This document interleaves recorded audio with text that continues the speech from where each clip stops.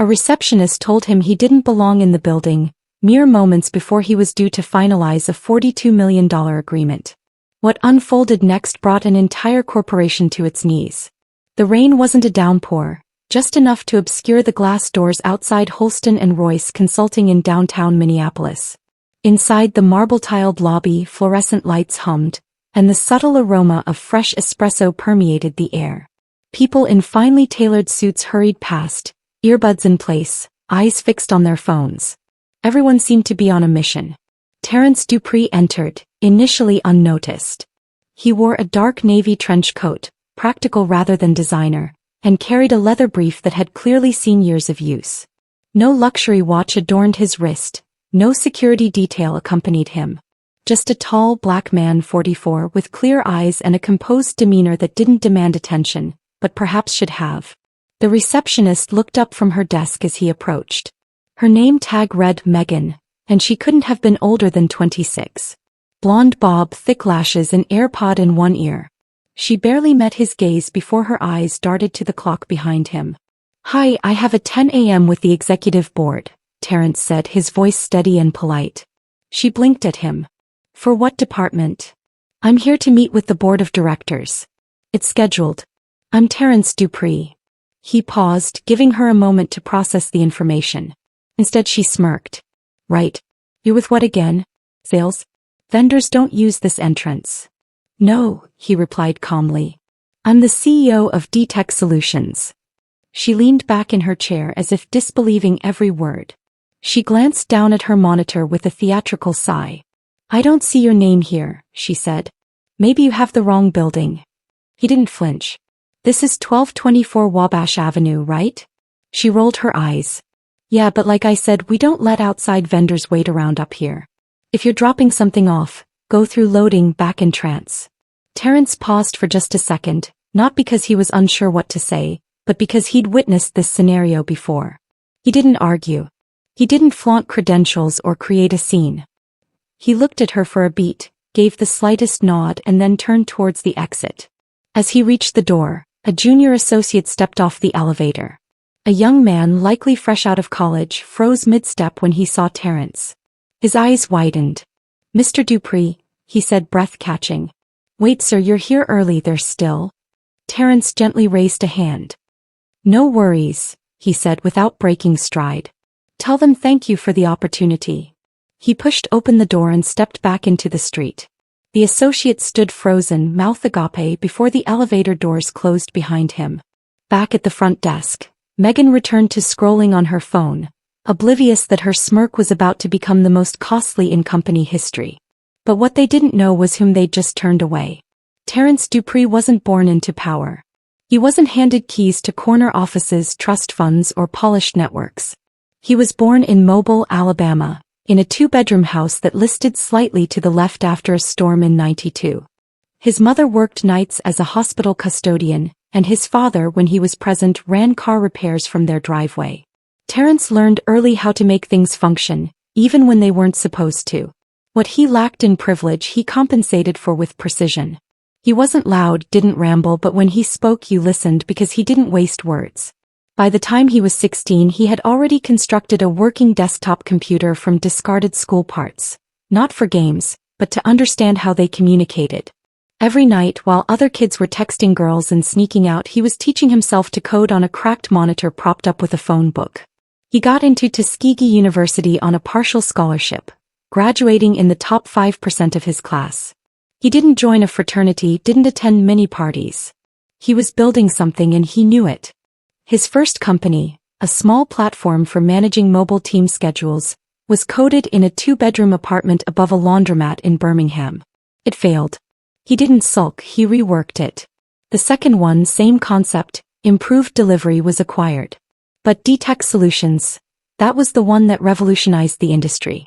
He built it from the ground up, no angel investors, no flashy launch, just clear contracts, flawless delivery, and systems that worked. By year 4, major logistics companies were utilizing it to coordinate truck shipments across the Southwest. He kept his inner circle tight, his finances transparent, and his office door open. By the time he was 44, he had transformed D-Tech into one of the fastest-growing SaaS firms in the region.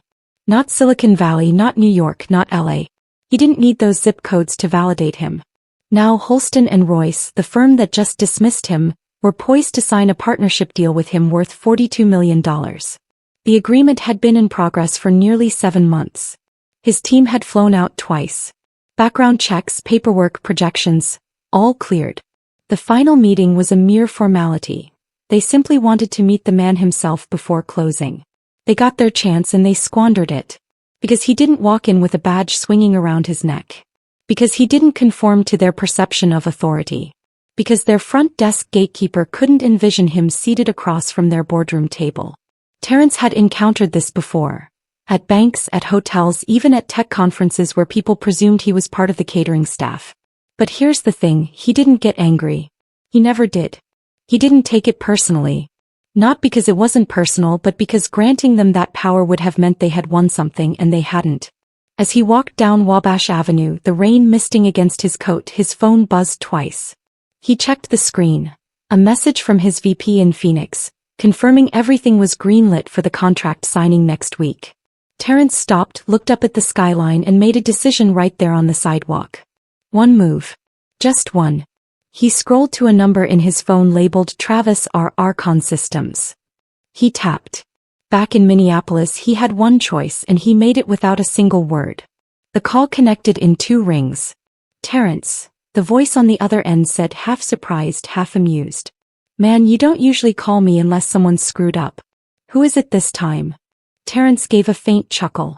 Travis, I've got something for you. You at your desk. Yeah, what's going on? Terrence stepped under the awning of a sandwich shop across from the Holston and Royce building. He kept his tone calm even. Remember that platform integration Holston's been dragging their feet on? Travis's tone shifted, he leaned in. Yeah, you were supposed to be closing with them today, right? I was. Until their front desk decided I wasn't worth the elevator ride. There was silence for a moment on the line. Then Travis laughed, short, sharp, almost disbelieving. You're kidding. Nope. Receptionist told me to leave. Didn't even check the calendar. That's wild, Travis muttered. You walk in there in a hoodie or something? Just a coat and a briefcase. I guess it wasn't shiny enough. Travis let out a slow whistle. Let me guess, they thought you were a delivery guy? More like a vendor, Terrence replied. Either way, not worth their time. Travis was quiet again, this time for longer. Then he said, You serious about what I think you're about to say? Terrence took a breath. I'm ready to redirect the deal if Archon can meet the same terms, and I mean all of them. You know we can. Our lawyers already reviewed the last draft. We were ready 2 months ago. Good, Terrence said. Then consider it yours. I'll have my general counsel reach out by end of day. We'll move fast. Travis didn't conceal his excitement. Terrence, I don't know what to say, man. I mean, that's huge. Say thank you, Terrence said with a trace of warmth. And don't make me regret it. You won't, I swear. Terrence ended the call, slipped the phone back into his coat. He didn't linger. Across the street, the Holston and Royce Tower looked precisely as it had 30 minutes ago. Tall, proud, expensive. But to Terrence, it already appeared hollow inside. In the boardroom on the 29th floor, a glass pitcher of cucumber water sat untouched. 9 chairs around the table were filled with senior partners, executives, and the lead negotiator who kept checking his watch. Still nothing, one of them asked. No call, no text, the negotiator said. He confirmed yesterday. He's never done this. A senior partner frowned. Send someone down to check. An intern rushed down the elevator, breathless. He came back, shaking his head. No sign of him. Reception said someone came in earlier, but they turned him away. Thought he was a contractor. Silence swept the room like a sudden draft. You're telling me they didn't even let him in? The negotiator asked slowly. That's what she said. Murmurs turned into confusion. Confusion turned into unease. A couple of executives started typing furiously on their phones. Then a woman in a gray pantsuit, a sharp-eyed partner named Simone Barkley, spoke up. If he walked out and if he's serious about this deal, it's already gone. But maybe. Someone began. Oh. You don't walk away from 7 months of negotiation unless you already know exactly where to go next. That man doesn't bluff. We just insulted one of the sharpest operators in this industry, And we did it at our front desk. Nobody said a word. The negotiator finally asked, "Should we reach out?" Barkley shook her head. "You can try, but it won't matter." Across town, Terrence stepped into a rideshare heading for the airport. As the car pulled away from the curb, he didn't look back. He knew what came next, and he didn't need to witness it to feel it. But the boardroom upstairs was still waiting, unaware their moment had already passed. By the time Monday morning arrived, Holston and Royce's boardroom didn't just feel tense. It felt electric in all the wrong ways. Nobody had heard from Terrence Dupree. No emails, no calls. No one on his team was replying either. Not even a cold, "We've decided to move in another direction." Nothing. Silence. The receptionist, Megan, was back at her post, sipping a cold brew through a green straw, tapping through photos from her weekend brunch. She glanced at the revolving doors once or twice, waiting to see the man from Friday. Deep down she thought maybe he'd return. Maybe he'd come crawling back with an apology or some delivery paperwork. But nothing. Upstairs, in a tense internal meeting, the firm's leadership team tried to spin the no-show into a temporary hiccup. "Maybe he had a personal emergency," one partner said. "Maybe he's trying to pressure us for better terms," said another. Simone Barkley, calm and sharp as ever, shook her head. "Terrence Dupree doesn't play games like that. If he's gone quiet, it's not by accident." That afternoon the confirmation came.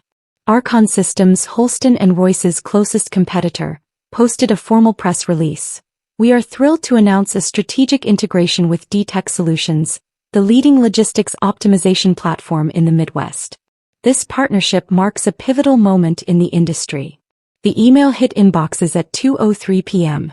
By 2:15 the boardroom was dead silent. Nobody spoke. Someone actually dropped their pen. A senior advisor, gray-haired and tight-lipped, pushed his chair back and muttered, "Well, that's the damn ball game." Someone turned to Simone. "Can we claw it back?" Simone didn't blink. "You can't uninsult a man like that." Downstairs, Megan still had no idea. It wasn't until later that evening after her shift, during a drink with her friend from HR, that she learned who Terrence really was. Her friend leaned across the table, lowered her voice. "You know that deal we were working on for like half a year? Yeah, the tech thing. That was the guy you turned away on Friday." Megan blinked. "No way. That guy." Her friend nodded, lips tight. "He's worth more than our entire quarterly profit. You told him to get lost." Megan laughed nervously. "Okay, but he didn't say he was that important." "He did, Megan. You just didn't listen." The next morning, HR started sending emails about front-facing personnel protocols and gatekeeping sensitivity training. Megan was pulled into a meeting by a supervisor who used words like reputation damage and public perception. She kept asking, "How was I supposed to know?" But nobody had a good answer because that was the problem.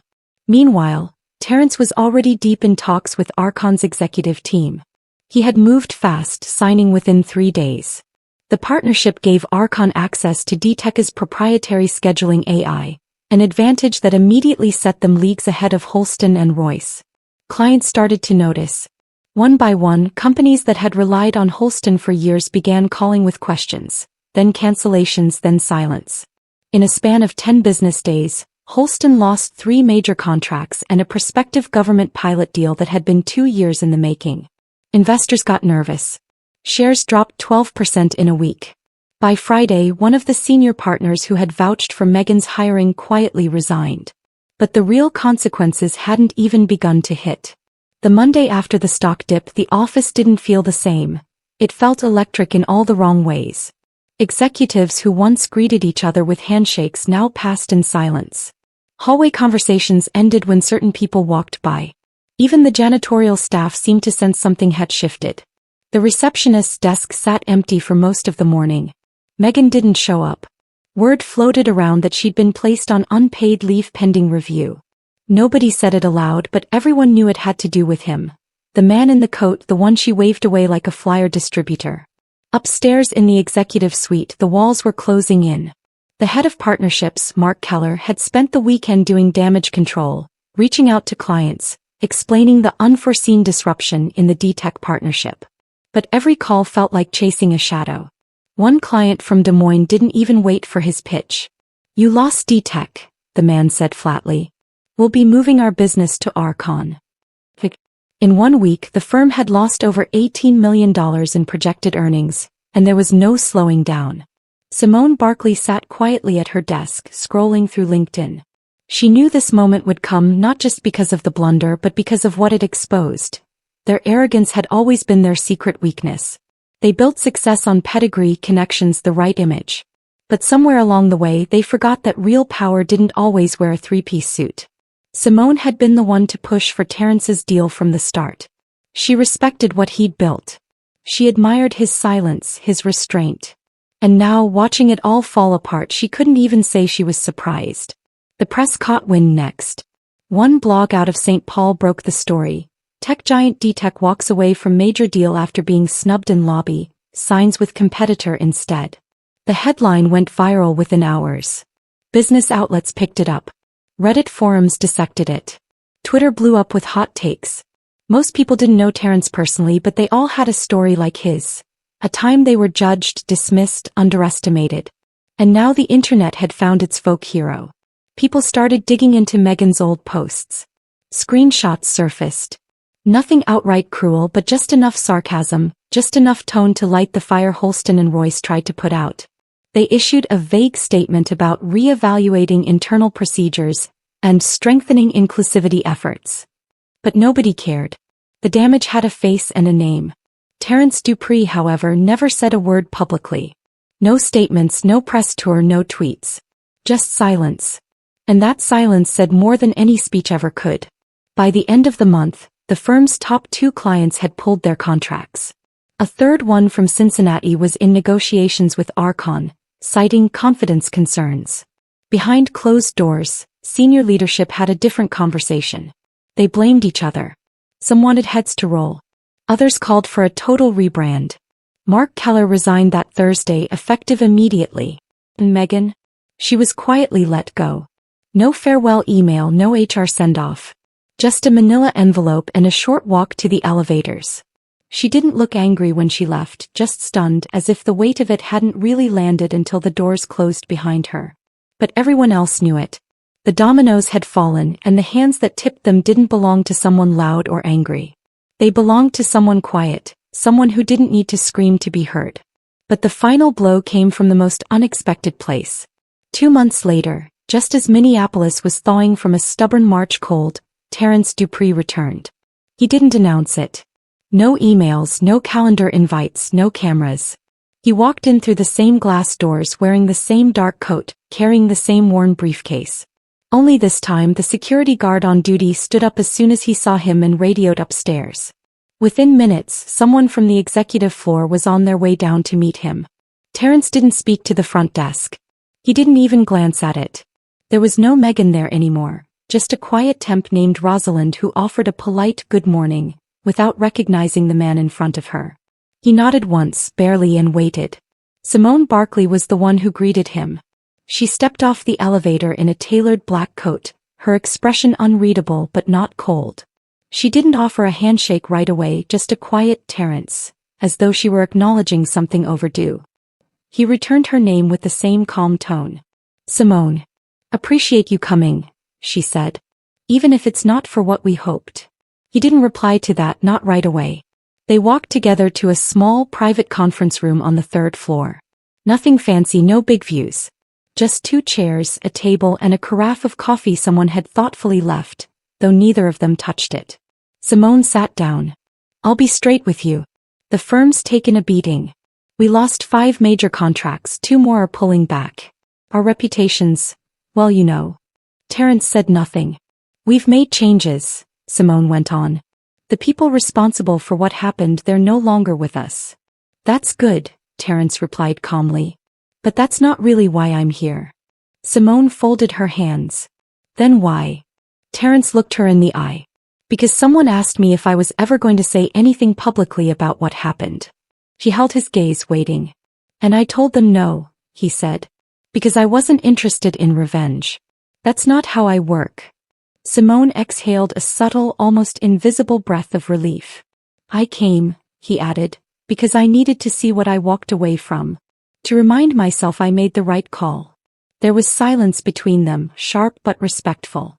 Then Simone said, "You did." He stood. The meeting had taken less than 8 minutes. As they walked back toward the elevators, a group of interns passed them in the hallway.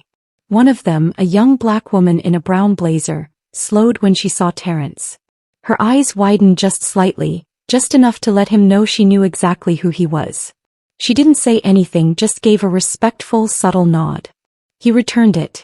Back in the lobby, as Terrence moved to the door, his eyes flicked once toward the receptionist's desk. Rosalind was busy on the phone, organizing visitor badges. She didn't notice him watching. But the desk looked different now, not because of who sat behind it, but because of what it used to represent. He stepped out onto the sidewalk without a word. The wind tugged at his coat, and for the first time since the failed meeting, he allowed himself a small smile. Not smug, not satisfied, just certain. Back inside, Simone stood in the lobby for a moment longer, watching him disappear into the crowd. A man they could have built something powerful with. A man they misread, underestimated, dismissed.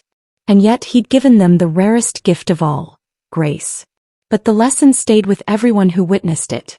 It's easy to talk about power like it always announces itself, like it walks into a room with a red carpet, name tags, and a round of applause. But real power, the kind that moves without noise, that doesn't need to explain itself, that power looks a lot like Terrence Dupree. No titles stitched on his chest, no entourage. Just a man, his work, and the history that shaped him. Holston and Royce learned something the hard way, something most people don't figure out until it's too late. It's not just bad business to judge someone by how they look, it's short-sighted. It's lazy. It's a kind of blindness you don't notice until everything's burning and you're wondering who struck the match. Terrence didn't destroy that company with a press release or a smear campaign. He didn't need to. He just chose to take his value somewhere it would be respected. And in doing so, he reminded a lot of people, loudly, silently, that respect doesn't trickle down from wealth or clout or image. It rises from character. From how you treat someone when you think they have nothing to offer you. And maybe that's what stung the most for the firm. Not the money lost, not the headlines, but the knowledge that it could have been avoided with just an ounce of humility. There are Megans in every office, every company. People who make snap judgments because someone doesn't fit their picture of success. Sometimes they do it quietly, sometimes with a laugh, sometimes with a line like, "You don't belong here." But what if that person is the opportunity? What if they're the one holding the key to your future? What if they're already 10 steps ahead and you just slammed the door in your own face? This wasn't just a cautionary tale for corporate America. It's a lesson for all of us about decency, patience, and slowing down long enough to truly see people. Not for what they wear, not for how they speak, but for who they are and what they bring to the table. Because the truth is, character walks into the room long before credentials do. And if you can't recognize it, you don't deserve the benefits it brings. So the next time someone shows up looking different than you expected, pause. Don't assume. Because the cost of arrogance isn't just financial. Sometimes it's your reputation, your partnerships, your future. And once it's gone, you don't always get a second shot.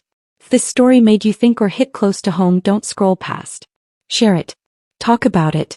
And if you haven't already, subscribe. We've got more stories just like this, and every single one holds a mirror to the world we live in.